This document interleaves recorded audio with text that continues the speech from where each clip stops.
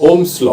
Ohms law ये जो law है वो इलेक्ट्रिसिटी का बेसिक और इम्पोर्टेंट लॉ है। ये ओम्स लॉ क्या बोलता है? The current flowing in a circuit is directly proportional to the applied voltage. अभी जैसा हमने एक सर्किट कंसिडर किया, एक रेजिस्टेंस लिया और इसको हमने बैटरी लगाई। ये जो बैटरी है इसके वजह से यहाँ पे करंट फ्लो होता है। ये जो करंट फ्लो है, ये करंट फ्लो और ये बैटरी का वोल्टेज, इसमें एक रिलेशन है। ये करंट फ्लो का रिलेशन क्या है? Current flowing is directly proportional to voltage. यानी इसका मतलब क्या है? अगर हम वोल्टेज बढ़ाते हैं तो करंट भी बढ़ता है, वोल्टेज कम करते हैं तो करंट भी कम हो जाता है। यानी ये सपोज ये जो रेजिस्टेंस है ये 10 ओम्स का रेजिस्टेंस है और इसको हमने जो वोल्टेज दिया है ये 10 वोल्ट वोल्टेज दिया है। तो इसमें ये 10 वोल्ट के वजह से 10 ओम्स में करंट फ्लो होगा। ये करंट फ्लो कितना होगा? ये करंट फ्लो 1 एम्पियर होगा, 1 एम्पियर होगा। अभी ये 10 के जगह पे हमने 20 वोल्ट कर दिया तो ये करंट कितना होगा? 2 एम्पियर होगा। इसके जगह पे हमने 30 वोल्ट कर दिया तो ये 3 एम्पियर करंट फ्लो हो जाएगा। ये 10 के जगह पे हमने 5 वोल्ट कर दिया तो वोल्टेज कम कर दिया तो करंट कम होगा क्या बढ़ेगा? नेचुरली कम होगा, यानी 0.5 एम्पियर होगा, 0.5 एम्पियर होगा, आधा एम्पियर होगा। तो इस प्रकार से current is directly proportional to the applied voltage in a particular circuit provided the physical conditions are constant. ये है ओम्स लॉ। ये Ohm's law, current flowing in a circuit is directly proportional to voltage, but how much? तो current is equal to 1 upon R into V। तो 1 upon R क्या है?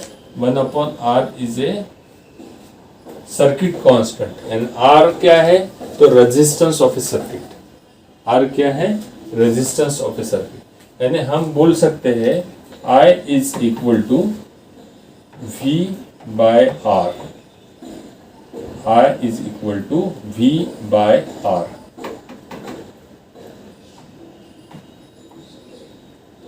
ये है Ohm's law.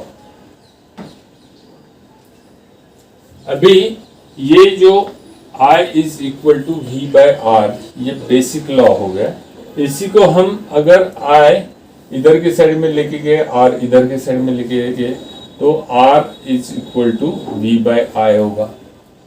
ये I is equal to V by R ये हो गया और V ये क्रॉस मल्टीप्लिकेशन किया तो V is equal to IR हो गया।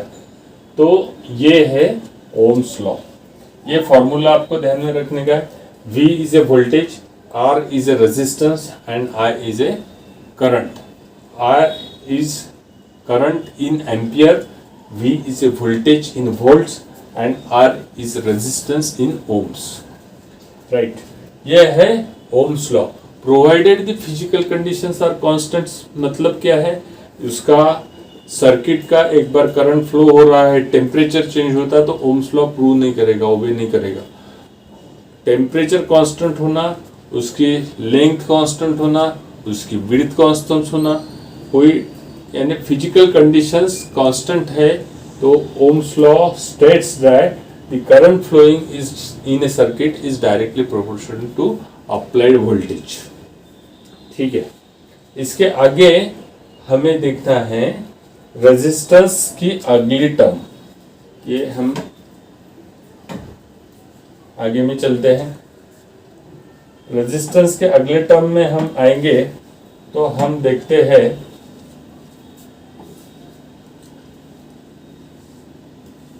जो रेजिस्टेंस प्रैक्टिकल में हम यूज करते हैं। आप कोई भी इलेक्ट्रॉनिक डिवाइस ओपन करके देखिए, जैसा ये रिमोट है, ये कीबोर्ड है, ये माउस है, इसको हम ओपन करके देखेंगे तो इसमें छोटे छोटे कार्बन रेजिस्टेंस आपको मिलेंगे। ये कार्बन रेजिस्टेंस इस प्रकार से दिखते हैं।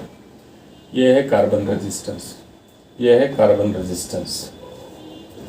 ये जो कार्बन रेजिस्टेंस है इसके ऊपर कुछ कलर्स रहते हैं, कुछ कलर्स रहते, कलर बैंड रहते। ये कलर बैंड कौन कौन से कलर के रहते हैं? ये यहाँ पे मैंने चार्ट दिखा है, ये आपको चार्ट दिख रहा होगा, मैं बड़ा करके आपको बताता हूँ।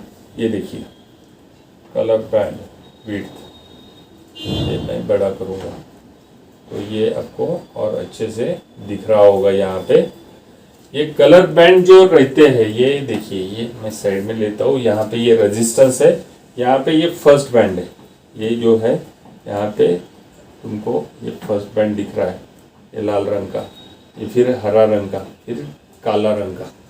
तो ये first band, second band, third band और ये फोर्थ, एक साइड में ये फोर्थ बैंड रहता है। इसी प्रकार के छोटे छोटे रेजिस्टेंस आपको मिलेंगे हर इलेक्ट्रॉनिक डिवाइस में, इलेक्ट्रिकल डिवाइस में मिलेगी। तो ये जो बैंड है इसकी वैल्यू रहती है। यहाँ पे कौन सा लाल है, तो हम देखेंगे लाल कलर का फर्स्ट बैंड में, तो इसकी क्या वैल्यू है 2। तो यहाँ पे दूसरे बैंड में कौन सा है ग्रीन, ये ग्रीन बैंड है। दूसरे बैंड में वैल्यू क्या है इसकी 5। और थर्ड बैंड क्या रहता है, ये दोनों बैंड का मल्टीप्लायर बैंड बोलते हैं। क्या बोलते हैं? मल्टीप्लायर, यानी गुणक। ये दोनों की वैल्यू जो होती है इससे ये थर्ड बैंड मल्टीप्लाई करता है।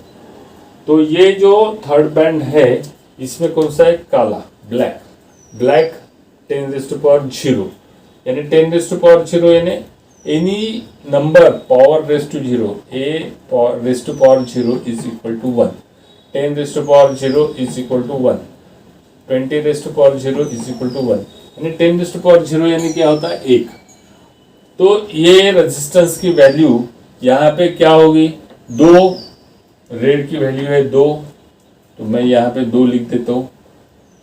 ब्लैक की वैल्यू क्या है, ग्रीन की वैल्यू क्या है सेकंड बार में 5, यहाँ पे 5 लिख देता हूँ। और थर्ड की वैल्यू क्या है, यहाँ पे ये मल्टीप्लायर है 10⁻⁴ यानी 1, यानी 25 multiply by 1 is equal to कितना होता है 25।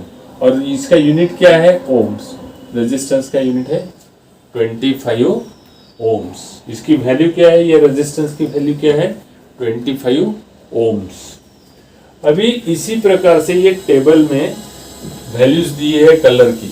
ब्लैक की फर्स्ट बैंड में वैल्यू 0 आती है, सेकंड में 0 आती है। ये फर्स्ट बैंड में ब्लैक कलर कभी आता नहीं, आप ध्यान में रख सकते हैं। फर्स्ट बैंड में ब्लैक कलर कभी आता नहीं है। ब्लैक कलर ये सेकंड बैंड में आएगा या थर्ड बैंड में आएगा। तो ब्लैक कलर की वैल्यू 0 0 10⁻⁴ यानी 1, ब्राउन 1 10⁻⁴ यानी 10, रेड की वैल्यू 2 2 10⁻⁴ यानी 100, ऑरेंज यानी 3 10⁻³ यानी 1000, ऑरेंज येलो। इसी प्रकार से चौथा कलर आता येलो, फिर ग्रीन, फिर ब्लू, वायलेट, ग्रे और व्हाइट एंड गोल्ड। तो व्हाइट के बाद 9 वैल्यू जो है ये आखिरी की वैल्यू है। और ये रेजिस्टेंस में आपको ये चौथा बैंड दिख रहा है, ये एकदम कॉर्नर में रहता है। इसको हम क्या बोलते हैं, इसको हम बोलते हैं टॉलरेंस बैंड। फर्स्ट बैंड, ये फर्स्ट बैंड हो गया, ये सेकंड बैंड हो गया, इसका मल्टीप्लायर ये थर्ड बैंड हो गया, ये मल्टीप्लाई थर्ड बैंड हो गया, और ये फोर्थ बैंड जो है ये इसको बोलते हैं टॉलरेंस। टॉलरेंस का मतलब क्या होता है, अभी जैसा ये रिमोट है इसका एग्जैक्टली रेंज मैंने मेजर करने की कोशिश की, स्केल ली और इसकी रेंज गिनने की कोशिश की, लेंथ, तो ये करीब करीब 9 इंच है। लेकिन 9 इंच गिनते गिनते कुछ मेरा जो आँख है आगे पीछे होता है और 9.1 9.0 8.9 ऐसा कुछ तो भी गिनता है। यानी थोड़ा सा कम ज़्यादा रहता है। थोड़ा सा ये जो कम ज़्यादा रहता है इसको क्या है, ये कम ज़्यादा यानी 0.1% एरर ऐसा बोल सकते हैं। तो ये जो कम ज़्यादा बात है इसको हम क्या बोलते हैं, टॉलरेंस। इसकी वैल्यू क्या है, ये रेजिस्टेंस मैंने देखा तो इसकी वैल्यू है 25, लेकिन एग्जैक्टली 25 आती है क्या, नहीं, ये 24.9 आएगी, ये 25.1 आएगी, यानी ये प्लस माइनस 0.1% हो सकता है। तो ये यहाँ पे वाइट है, वाइट यहाँ पे दो कलर मोस्टली आते हैं, एक तो गोल्ड आता है, एक तो सिल्वर आता है, नहीं तो नो कलर रहता है। तो ये जो कलर है गोल्ड अगर आता है तो टॉलरेंस प्लस माइनस 5% रहता है, और गोल्ड अगर रहता है तो प्लस माइनस 5%, और सिल्वर रहता है तो प्लस माइनस 10% कंसिडर करते हैं। मोस्टली गोल्ड कलर वाले रेजिस्टेंस अच्छे रहते हैं, और यहाँ पे कोई कलर नहीं रहेगा तो हम कंसिडर करेंगे प्लस माइनस 20%। ये टॉलरेंस जितना ज़्यादा उतना रेजिस्टेंस बेकार। टॉलरेंस कम से कम रहना चाहिए, यानी ट्रू वैल्यू रेजिस्टेंस के रहना चाहिए। तो ये इस प्रकार से ये कलर कोड रहते हैं। हम कुछ एग्जाम्पल अभी देखेंगे, कलर कोड के कुछ एग्जाम्पल देखेंगे। तो ये जो डायग्राम है ये मैं अभी रिमूव कर देता हूँ और थोड़ा सा ये क्लियर करने की कोशिश करेंगे। हम कुछ एग्जाम्पल्स देखेंगे। दोस्तों देखो, यहाँ पे कुछ रेजिस्टेंसेस हमारे पास है। ये मैं थोड़ा बाहर निकाल लेता हूँ और नए पेज के ऊपर लेके जाता हूँ इसको। ये जो रेजिस्टेंस है ये यहाँ पे लेके आया, और इसको ऐसा घुमा के यहाँ पे मैं पेस्ट कर देता हूँ। यहाँ पे अभी आपको अच्छे से कलर दिख रहे होंगे। अभी ये जैसा रेजिस्टेंस है 1 2 3 4 5 6 7 8। देखो अभी यहाँ पे फर्स्ट रेजिस्टेंस है, इसका फर्स्ट बैंड में कौन सा कलर आया है, ये फर्स्ट रेजिस्टेंस। फर्स्ट बैंड में कौन सा कलर आया है, रेड। सेकंड बैंड में कौन सा कलर आया है, रेड। और थर्ड बैंड में कौन सा कलर आया है, ब्राउन। तो फर्स्ट बैंड में हम अगर चार्ट देखेंगे, अभी आपके तरफ ये चार्ट आप पीडीएफ फाइल उतार लो, उसको प्रिंट कर लो, आपके कॉपी में लिख लो। फर्स्ट बैंड में जो रेड की वैल्यू है 2 है, ठीक है। सेकंड बैंड में भी रेड की वैल्यू है 2। थर्ड बैंड में क्या वैल्यू है, ये मल्टीप्लायर बैंड है, थर्ड बैंड है, ये 2 कलर का यहाँ पे मल्टीप्लिकेशन बैंड रहता है। ये ब्राउन की वैल्यू है 10⁻1 इज इक्वल टू 10⁻1 यानी कितना होता है, 10। ये कितनी वैल्यू होगी, 220 ओम्स, राइट। तो इसमें आगे का ये जो रेजिस्टेंस है इसकी वैल्यू क्या होगी, 220 ओम्स। यहाँ पे कौन सा कलर है, यहाँ पे हमको गोल्ड कलर दिखा। गोल्ड का मतलब है इसका टॉलरेंस है प्लस माइनस 5%, प्लस माइनस 5%। अभी सेकंड दूसरा रेजिस्टेंस जो है, दूसरा रेजिस्टेंस यहाँ पे उल्टा लगा हुआ है, गोल्ड नीचे आया है, ऊपर में फर्स्ट बैंड है। तो हमको जहाँ पे गोल्ड है उधर से नहीं देखने का। फर्स्ट कलर ये इधर से ऐसा हमने देखा, तो सेकंड उल्टा लगा है तो ऐसा देखेंगे। तो यहाँ पे फर्स्ट बैंड में कौन सा कलर आया है, येलो।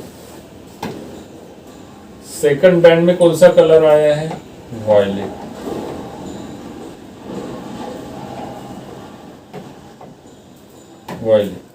थर्ड बैंड में कौन सा कलर आया है, ब्राउन। उसी तरीके से येलो के क्या वैल्यू होती है, आप जब भी हमने टेबल देखा तो येलो की वैल्यू होती है 4। आप देख लीजिए, वो चार्ट निकाल के रखिए आपके पास, अब येलो की वैल्यू कितनी होती है 4। दूसरी वैल्यू कितनी होती है वायलेट यानी उसकी वैल्यू होती है 7। इसमें दूसरी वैल्यू होती है 7। फिर मल्टीप्लायर आता है, फिर ब्राउन कलर है, ब्राउन यानी 10⁻1। ये जैसे ऊपर में 10⁻1 आया, उसी प्रकार 10⁻1 यानी ये 47 10⁻1 यानी क्या होता है 10, 470 ओम्स। ये रेजिस्टेंस की वैल्यू क्या है 470 ओम्स। और फोर्थ वैल्यू क्या है गोल्ड, तो ±5%। तो दोस्तों इस प्रकार से हमको प्रैक्टिस के लिए ये पूरे रेजिस्टेंस मैंने दिए हुए हैं।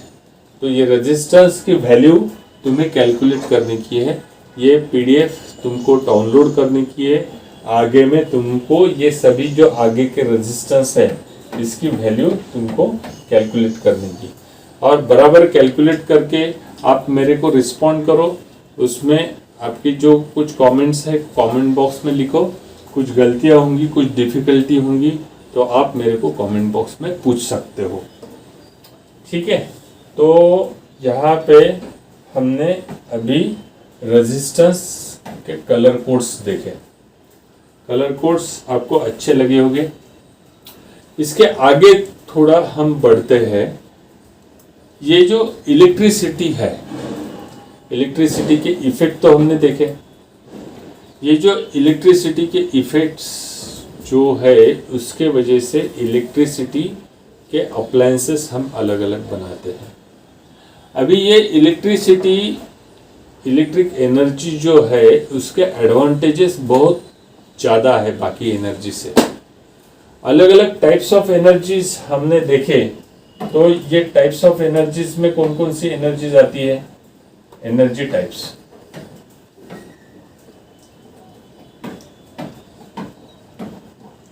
एनर्जी टाइप्स में कौन कौन सी एनर्जीज आती है, हीट एनर्जी आती है, पोटेंशियल एनर्जी आती है,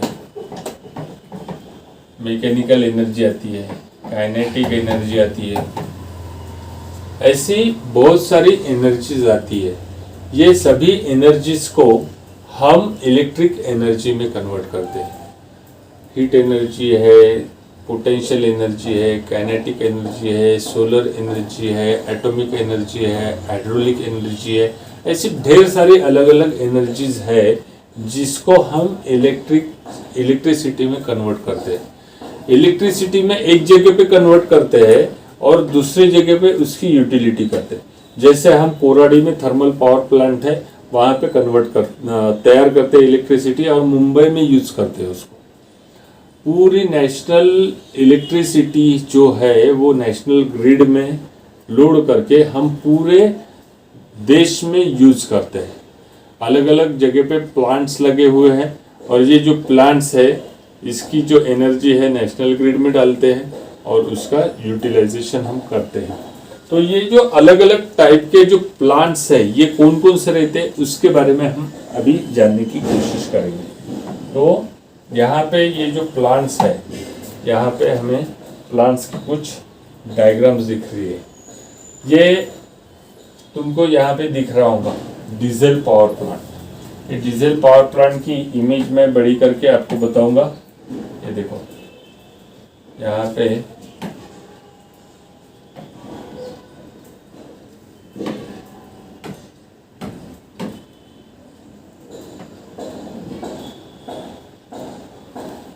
डीजल पावर प्लांट दिखा रहा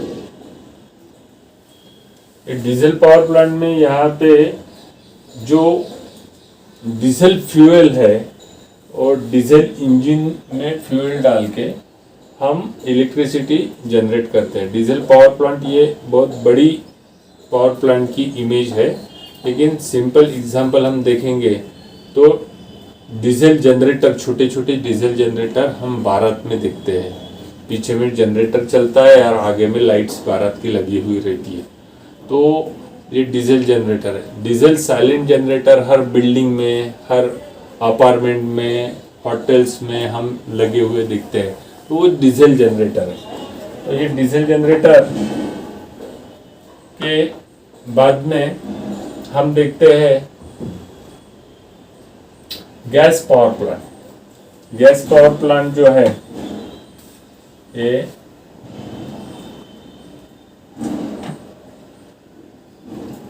है गैस पावर प्लांट। जमीन के अंदर में एलपीजी गैस है, बहुत सारा गैस है और ये गैस कंज्यूम होता है, जलता है तो वहाँ पे हीट प्रोड्यूस होती है। हीट की वजह से स्टीम तैयार करके हम इलेक्ट्रिक टरबाइन को घुमाते हैं, स्टीम टरबाइन को घुमाते हैं और स्टीम टरबाइन इलेक्ट्रिक जनरेटर को घुमाता है और इलेक्ट्रिसिटी डेवलप होती है।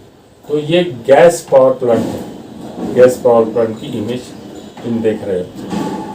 इसके बाद में जियोथर्मल पावर प्लांट। अभी ये जियोथर्मल पावर प्लांट क्या है, ये देखो यहाँ पे मैं तुमको इमेज बताता हूँ। जियोथर्मल पावर प्लांट, यह है जियोथर्मल पावर प्लांट। ये जियोथर्मल पावर प्लांट यानी ये अर्थ के अंदर में, जमीन के अंदर में बहुत हीट है जिससे लावा रस बाहर आता है।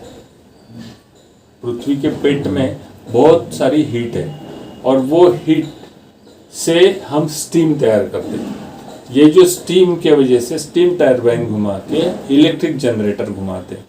तो ये जो जियोथर्मल पावर प्लांट है हर जगह पे नहीं लग सकता, एक पर्टिकुलर जगह पे, वहाँ पे जहाँ पे लावा रस निकलता है, ज्वालामुखी रहता है, वो ज्वालामुखी के वहाँ पे हीट जो हमको मिलती है वहाँ पे जियोथर्मल पावर प्लांट।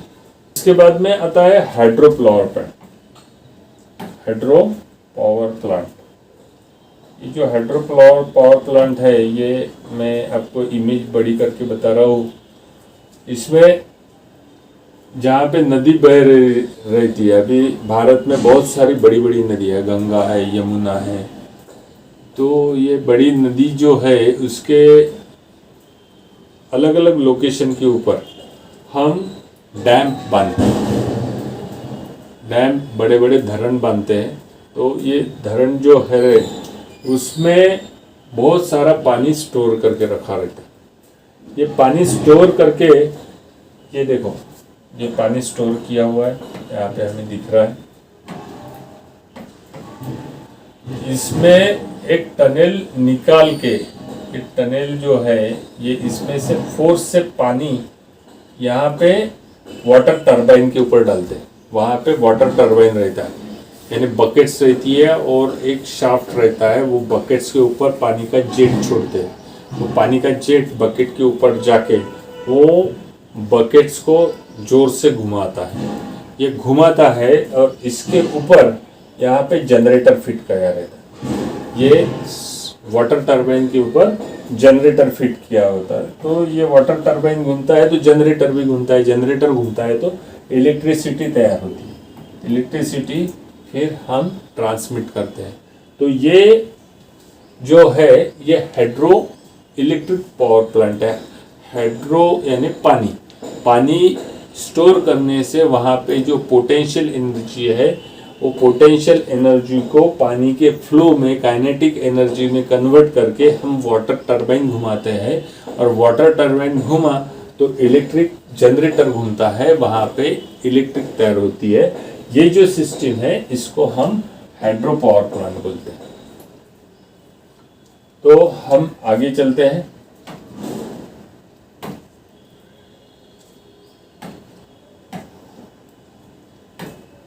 इसमें हम आगे में देखेंगे न्यूक्लियर पावर प्लांट। ये देखिए दोस्तों, यहाँ पे हमारे पास न्यूक्लियर पावर प्लांट है। इसकी इमेज में बड़ी करके बता रहा हूँ।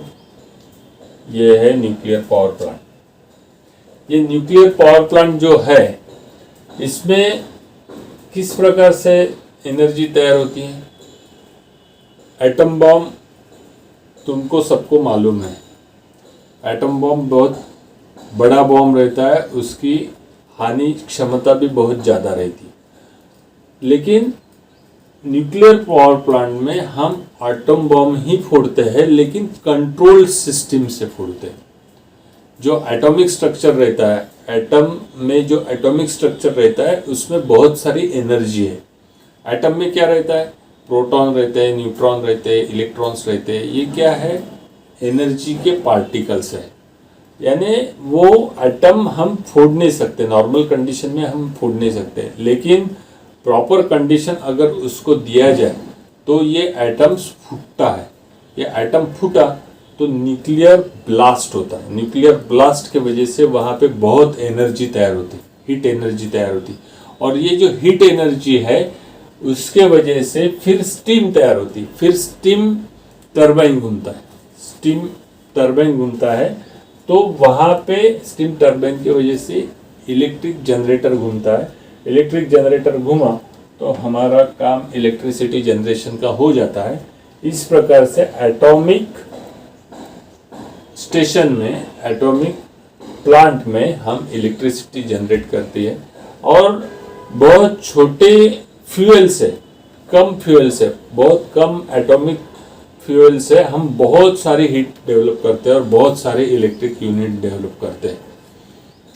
तो यह है न्यूक्लियर पावर प्लांट। भारत में भाभा एटॉमिक सेंटर मुंबई, वहाँ पे ये न्यूक्लियर पावर प्लांट है।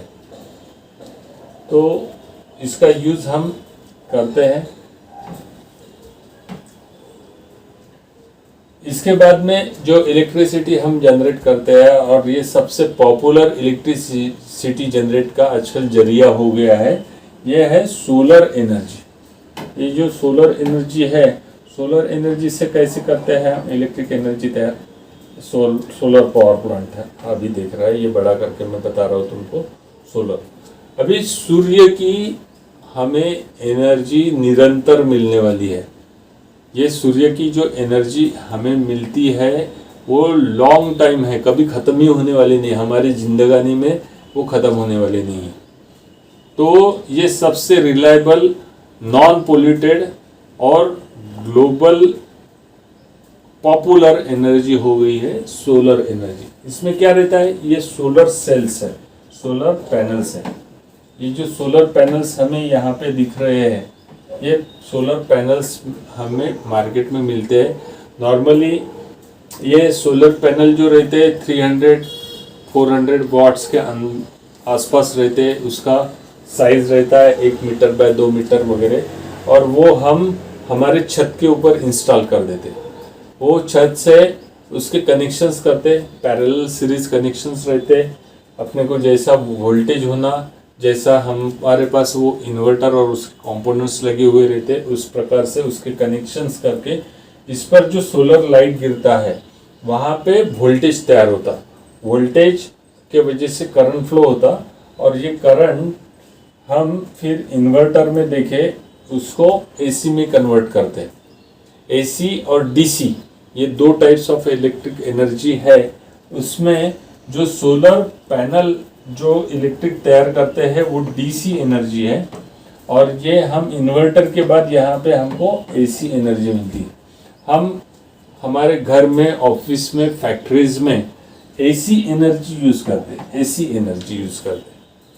तो ये इस प्रकार से ये एनर्जी हम यूज़ करते हैं, और ये सबसे बेटर जरिया है एनर्जी मिलाने का। Eco friendly energy solar energy को मिलते हैं। इससे कोई पोल्यूशन नहीं होता, कोई गैसेस नहीं निकलते। न्यूक्लियर पावर प्लांट में जैसे रेडियो एक्टिव पदार्थ निकलते हैं, ये इसमें नहीं निकलते। कोई धुआं नहीं निकलता, कोई CO2 नहीं निकलता। बहुत अच्छी एनर्जी है, और हमें सोलर पैनल हमारे छत के ऊपर लगाने के वजह से वहाँ पे हमको छांव मिलती है। ये मल्टीपर्पज़ और अच्छा जरिया है, और सभी ने इसका यूज़ करना चाहिए। तो हम दोस्तों आगे बढ़ेंगे। Tidal power plant, tidal power plant यानी क्या होता है, ये समुद्र में जैसे भरती ओहटी आती है, भरती में पानी अंदर में आ जाता, ओहटी में अंदर चले जाता, तो ये जो पानी की मूवमेंट है, उसमें पानी के मूवमेंट में जो हमको काइनेटिक एनर्जी का फोर्स मिलता है, तो यहाँ पे ये अंदर में वाटर फैंस लगे हुए रहते हैं। ये पानी के अंदर में ये वाटर फैंस लगे हुए रहते हैं। पानी के अंदर में यहाँ पे वाटर फैंस दिख रहे हैं हमको। तो ये clockwise anti clockwise, clockwise anti clockwise घूमते हैं और उसके वजह से, वो फोर्स की वजह से इलेक्ट्रिक जनरेटर भी घूमता है। Electric generator plus minus electric तैयार करता है और वो एनर्जी हम संकलित करते ट्रांसमिशन लाइन में डालते हैं। तो ये है टेडल एनर्जी। जियो फ्रेंडली एनर्जी में आती है wind power energy. Wind power energy आपने देखा होगा, कोई भी हम पहाड़ी पे जाते हैं, पर्वत के ऊपर जाते हैं, तो वहाँ पे बहुत हवा रहती है। हवा फोर्स से रहती है। हमको ऐसा महसूस होता है कि हम तो उड़ नहीं जाए, हम उड़ जाएंगे, इतना फोर्स उसमें रहता है। तो ये बड़े बड़े जो फैंस रहते हैं, ये फैंस को हम घुमा सकते हैं, उसको घुमा सकते हैं। ये फैन हवा के प्रेशर के साथ घूमते हैं और इसके पीछे में एक छोटा सा जनरेटर लगा हुआ रहता है। फैन घुमा तो जनरेटर घूमता है, जनरेटर घुमा तो वहाँ पे इलेक्ट्रिक तैयार होती है। वो इलेक्ट्रिक हम वायर से निकाल लेते और ट्रांसमिशन में डाल देते। तो इस प्रकार से ये विंड एनर्जी का हम काम में लेते हैं। तो दोस्तों देखो, यहाँ पे हमने अलग अलग टाइप्स ऑफ जनरेशन देखा। उसमें थर्मल एनर्जी जनरेशन देखा, एटॉमिक एनर्जी जनरेशन देखा, wind energy, solar energy, potential energy यानी हाइड्रो इलेक्ट्रिक पावर स्टेशन से जो एनर्जी डेवलप होती है वो देखा। तो ये एनर्जी एग्जैक्टली कैसी डेवलप होती है, जनरेशन ऑफ एनर्जी ये कैसा होता है, ये जनरेशन ऑफ एनर्जी हम कैसा होता है, ये शॉर्ट में, ये क्लिप में मैं बता देता हूँ आपको। ये क्लिप आपको छोटे में बहुत अच्छी तरीके से समझाने की कोशिश करूँगा मैं। देखो सिंपल, ये छोटा जनरेटर ये क्लिप में आया हुआ है। इसमें क्या है, ये मैग्नेट का नॉर्थ पोल है और ये साउथ पोल है। ये मैग्नेट का नॉर्थ पोल जो है, इसमें से magnetic lines of forces south pole की तरफ जाती है।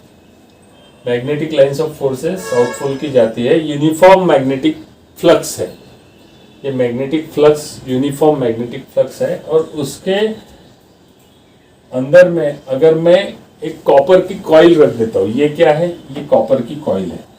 कॉपर की कॉइल यानी क्या है, कंडक्टर। ये कंडक्टर अगर मैं रख देता हूँ और इसको घुमाता हूँ तो ये घूमने के वजह से ये यूनिफॉर्म मैग्नेटिक फ्लक्स जो है ये कट होता है। ये यूनिफॉर्म मैग्नेटिक फ्लक्स कट होता है। ये यूनिफॉर्म मैग्नेटिक फ्लक्स कट होता है यानी कभी वो जीरो रहता है, कभी मैक्सिमम रहता है, फिर जीरो होता है। तो ये यूनिफॉर्म मैग्नेटिक फ्लक्स कम ज़्यादा कट होते रहता है। तो ये मैग्नेटिक फ्लक्स कट होने की वजह से यहाँ पे ईएमएफ प्रोड्यूस होता है, यहाँ पे वोल्टेज प्रोड्यूस होता है। ये सिंपल जो वोल्टेज डेवलप होता है, यहाँ पे हम कार्बन ब्रशेस के थ्रू वायर लगा के ये हम निकाल लेते हैं। यहाँ से करंट बाहर आता है, फिर यहाँ पे हमारा बल्ब लगता है, जहाँ पे दिख रहा है तुमको, और यहाँ पे ये नेगेटिव है, ये पॉजिटिव है। तो इस प्रकार से इलेक्ट्रॉन फ्लो होता है। तो इस प्रकार से ये सिंपल जनरेटर की यहाँ पे डायग्राम बताइए। हम डिटेल में आगे में देखेंगे, लेकिन आपको एग्जैक्टली कैसी इलेक्ट्रिक जनरेट होती है इसका सिंपल डायग्राम मैंने बताया। ये जो पावर स्टेशन में इलेक्ट्रिक जनरेट होती है उसका एक ब्लॉक डायग्राम यहाँ पे आया है। ये ब्लॉक डायग्राम मैं आपको बड़ा करके बताता हूँ। ये ब्लॉक डायग्राम यहाँ पे दिख रहा है, ये देखिए दोस्तों, यहाँ पे जनरेटिंग इलेक्ट्रिक एनर्जी। इसमें पावर स्टेशन में क्या रहता है, जैसे थर्मल पावर स्टेशन है, यहाँ पे फ्यूल रहता है। ये फ्यूल कोई भी हो सकता है। एटॉमिक पावर स्टेशन में वो एटॉमिक फ्यूल होगा, थर्मल पावर स्टेशन में वो कोल होगा या कोयला होगा, ये कोयला हम क्या करते हैं, बॉयलर में डालते हैं। बॉयलर में डालने के बाद वो कोयला जलता है, हीट तैयार होती है। हीट तैयार होने के बाद ये स्टीम तैयार होती है, पानी की भाप तैयार होती है। पानी की भाप तैयार होती है, ये बहुत भाप जो रहती है, गर्म पानी की भाप जो रहती है, हम स्टीम टरबाइन में डालते हैं। स्टीम टरबाइन ये ऐसा इक्विपमेंट है कि गर्म भाप अगर डालते हैं, वहाँ पे बकेट्स रहती है, स्टीम बकेट्स रहती है। वो स्टीम बकेट्स, उस पर जेट जैसे स्टीम का हम डालेंगे तो वो जेट्स घूमती है। जेट्स घूमती है तो यहाँ पे रोटेशनल फोर्स तैयार होता है, टरबाइन घूमने लगता है। जैसे टरबाइन घूमता है तो जनरेटर घुमाता है, वो जनरेटर को घुमाता है। जनरेटर घूमता है तो वहाँ पे मैग्नेटिक फ्लक्स रहता है और कॉइल रहती है। जैसे मैंने पिछले क्लिप में बताया, मैग्नेटिक फ्लक्स में से कॉइल घूमती है तो वहाँ पे क्या तैयार होता है, ईएमएफ तैयार होता है, इलेक्ट्रिसिटी तैयार होती है। वो इलेक्ट्रिसिटी हम ट्रांसमिशन लाइन में डाल देते हैं, ट्रांसमिशन लाइन से हमारे घर तक आ जाती, तो हमारे सभी इक्विपमेंट्स उसमें चलने लगते हैं। तो ये सिंपल इलेक्ट्रिसिटी जनरेशन का फंडा है और अलग अलग टाइप से हम इसको जनरेट कर सकते हैं। जितना हम इलेक्ट्रिसिटी का ज़्यादा यूज़ करेंगे उतना हमारे मानव जात के लिए फायदेशीर है। तो ये क्लिप आपको सभी को अच्छी लगी होंगी, ऐसा मैं समझता हूँ। और ये इस प्रकार की सिलेबस वाइज इंफॉर्मेशन जानने के लिए ये यूट्यूब चैनल लाइक करो। कुछ भी आपकी डिफ़िकल्टी है तो कमेंट्स करो, कमेंट्स पे मैं आपको डिफ़िकल्टी सॉल्व करने की कोशिश करूँगा। उसमें आपको ये जो मैं डेमोन्स्ट्रेशन दिया है, इसकी पीडीएफ फाइल ये क्लिप के लिंक में डाली है, आप उसको डाउनलोड करके यूज़ कर सकते हो। धन्यवाद, थैंक यू।